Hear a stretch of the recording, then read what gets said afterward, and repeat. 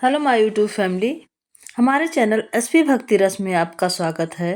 कार्तिक माह के शुक्ल पक्ष की एकादशी को देव उठनी एकादशी, देवोत्थान एकादशी, देव उठनी, ग्यारस एकादशी, प्रबोधनी एकादशी आदि नामों से जाना जाता है। इस दिन श्री हरि विष्णु निद्रा से जागते हैं।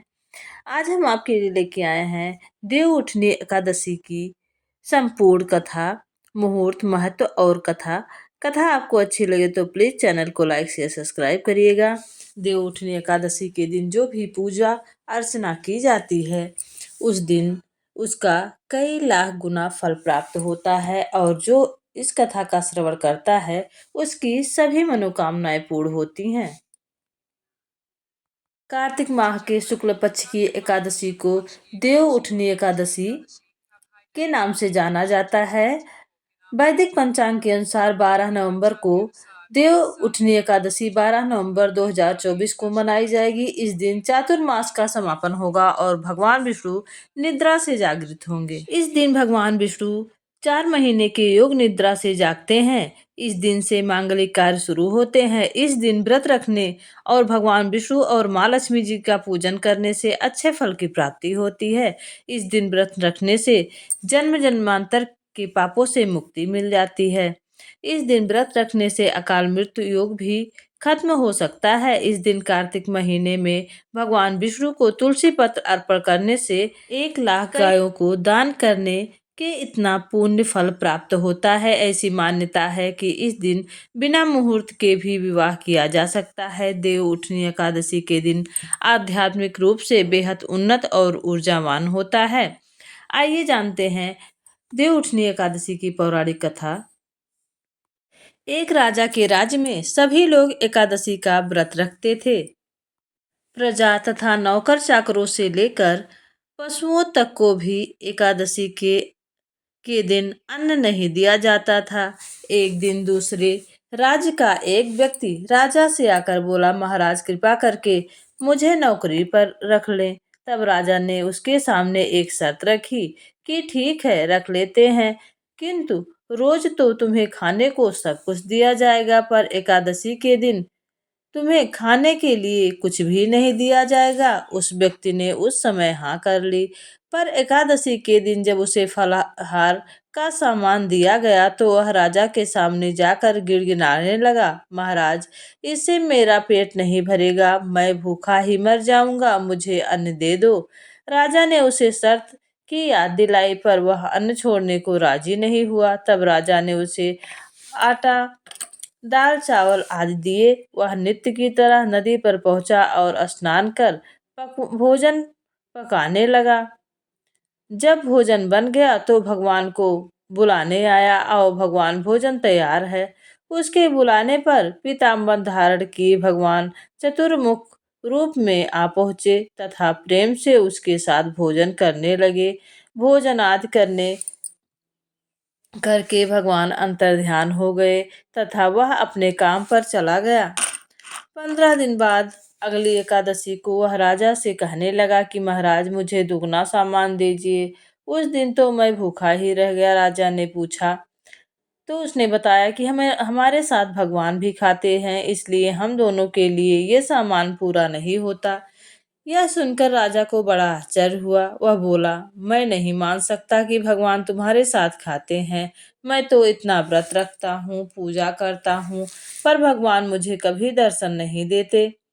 राजा की बात सुनकर वह बोला, महाराज यदि आप विश्वास न हो तो साथ चलकर देख ले। राजा पेड़ के पीछे छिपकर बैठ गया। उस व्यक्ति ने भोजन बनाया और भगवान को शाम तक पुकारता रहा, परंतु भगवान न आए।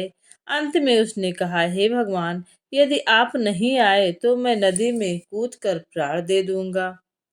लेकिन भगवान नहीं आए। तब वह प्राण त्यागने के उद्देश्य से नदी की तरफ बढ़ा। प्राण त्यागने का उसका दृढ़ इरादा जान शीघ्र ही भगवान ने प्रकट होकर उसे रोक लिया और साथ बैठकर भोजन करने लगे। खा पी कर वे उसे अपने विमान में बिठाकर अपने धाम ले गए। यह देखकर राजा ने सोचा कि व्रत उपवास से तब तक कोई फायदा नहीं जब तक मन शुद्ध ना हो। इससे राजा को ज्ञान मिला। वह भी मन से व्रत उपवास करने लगे और अंत में वैकुंठ को प्राप्त हुए। आइए सुनते हैं दूसरी कथा। एक राजा था, उसके राज्य में प्रजा सुखी थी।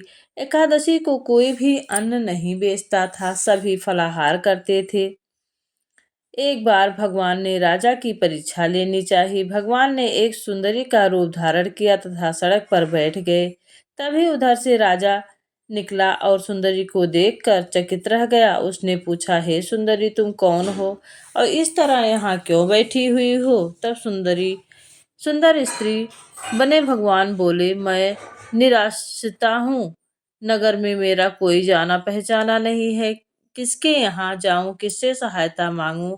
राजा उसके रूप पर मोहित हो गया और बोला, तुम्हें मेरे महल में चलकर मेरी रानी बनकर रहो। सुंदर स्त्री बोली, मैं तुम्हारी बात मानूंगी, पर तुम्हें राज्य का अधिकार मुझे सौंपना होगा। राज्य पर मेरा पूर्ण अधिकार होगा। मैं जो भी बनाऊंगी तुम्हें खाना होगा। राजा उनके रूप पर मोहित था, अतः उनकी सभी शर्तें स्वीकार कर ली। अगले दिन एकादशी थी। ने हुक्म दिया कि बाजारों में अन्य दिनों की तरह अन्न बेचा जाए। उसने घर में मांस मछली आदि पकवाए तथा परोस कर राजा से खाने के लिए कहा। यह देख कर राजा बोला, रानी, आज एकादशी है, मैं तो केवल फलाहार ही करूंगा। तब रानी ने शर्त की याद दिलाई और बोली, या तो खाना खाओ, नहीं तो मैं बड़े राजकुमार का सिर काट दूंगी। राजा ने अपनी स्थिति बड़ी रानी से कही तो बड़ी रानी बोली, महाराज, धर्म ना छोड़े, बड़े राजकुमार का सिर दे दे। पुत्र तो फिर मिल जाएगा, पर धर्म नहीं मिलेगा।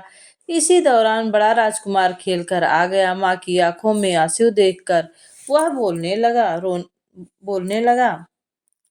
कारण पूछा तो माँ ने उसे सारी वस्तु स्थिति बता दी। तब वह बोला, मैं सिर देने के लिए तैयार हूँ। पिताजी के धर्म की रक्षा होगी, जरूर होगी। राजा दुखी मन से राजकुमार का सिर देने को तैयार हुआ तो रानी के रूप में भगवान विष्णु ने प्रकट होकर असली बात बताई। राजन, तुम इस कठिन परीक्षा में पास हुए। भगवान ने प्रसन्न होकर राजा से वरदान मांगने को कहा।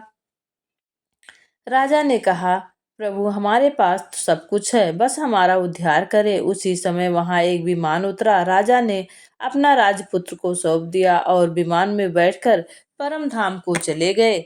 कथा सुनने के बाद प्रभु हरि का नाम लिखना ना भूलिएगा और पूरा कथा जरूर सुनिएगा।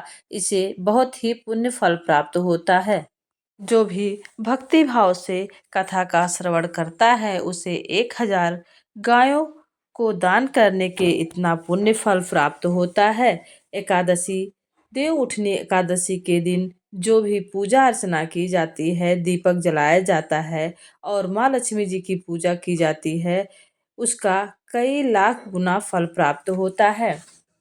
देव उठनी एकादशी के दिन जो भी व्यक्ति शाम प्रदोष काल में सभी जगहों पर दीपक जलाते हैं और देवउठनी एकादशी का बहुत ही बड़ा महत्व है। यह साल की सबसे बड़ी एकादशी है। इस दिन प्रभु शयन निद्रा से बाहर आते हैं और जो भी भक्त भक्ति भाव से उनकी पूजा अर्चना करते हैं, भजन कीर्तन करते हैं, प्रभु उन पर प्रसन्न होते हैं और पूरे साल का फल उन्हें प्राप्त करते हैं। जो भी भजन कीर्तन करते हैं, कथा का रसपान करते हैं, प्रभु उनकी सभी मनोकामनाएं पूरी करते हैं और उनके घर में माँ लक्ष्मी सदैव सुख समृद्धि लेकर विराजमान रहती हैं। कार्तिक मास में किए गए जो भी दीपदान है, पूजा अर्चना, माँ तुलसी की सेवा, सभी पर प्रभु विष्णु भगवान की नजर रहती है और वो जब योग निद्रा से जागते हैं तो अपने भक्तों के सारे पुण्य को अपने आंखों से देखते हैं और उसी प्रकार वो फल देते हैं। जो जिस प्रकार भक्ति किया रहता है कार्तिक मास में पूजा अर्चना भजन कीर्तन, उसका कई लाख गुना फल प्रभु देते हैं और माँ लक्ष्मी उन व्यक्तियों के घरों में स्वयं ही निवास करती हैं। कथा महात्म्य शुभ मुहूर्त इस वीडियो में हमने आपको बताया है। अगर कोई त्रुटि होगी तो प्लीज़ कमेंट बॉक्स के माध्यम से अवगत कराइएगा और कमेंट बॉक्स में जय माँ लक्ष्मी, जय विष्णु भगवान, जय माँ तुलसी मैया लिखना ना भूलिएगा। कार्तिक मास में प्रभु की कृपा आप सभी पर बनी रहे। आप हमेशा स्वस्थ रहें और हंसते मुस्कुराते रहें। जय विष्णु भगवान।